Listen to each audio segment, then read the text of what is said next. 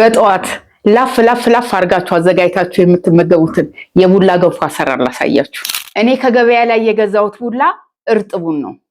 ከገበያ የገዛችሁትን እርጥብ ቡላ በውሃ በጥብጣችሁ ቢያንስ 3 ጊዜ እስኪረጋ እየጠበቃችሁ ማጥለል ይኖርባችኋል። ይሄ የምታዩት እንግዲህ ጽድት ብሎ የተዘጋጀ ቡላ ነው። ቡላውን በሁለት ዕቃ አዘጋጅቻለሁ።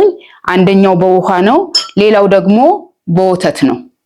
በብረት ድስት ውስጥ ትንሽ ውሃ እናፈላና ትንሽ ዘይትና ጨው እንጨምርበታለን። በመቀጠልም በወተት ያዘጋጀነውን ቡላ እንጨምርበትና ለአንድም ሰከንድ ሳናቋርጥ በአንድ ሳይድ እስከሚበስልልን ድረስ እናማስለዋለን። ያው ሲደርስ ቪዲዮ ላይ እንደምታዩት ይሄንን ቴክስቸር ይይዛል። ቡላችን ደርሶልናል። ወደ ሳህናችን እንገለብጣለን። ሳህናችን እንዳይዝብን ትንሽ ቅቤ ሳህኑን ቀባቀባ እናደርገዋለን። ቡላው ላይ የምንጨምረውን ቅቤ ትንሽ በርበሬ ወይንም ሚጥሚጣ እንደ ፍላጎታችሁ ጨምራችሁ ቡላችን ላይ ፈሰስ ማድረግ። አይኔን እንኳን ማንሳት አቃተኝ። ለመብላት የሚያሳሳ የቡላ ገንፎ፣ በጣም የሚጥም የቡላ ገንፎ ነው።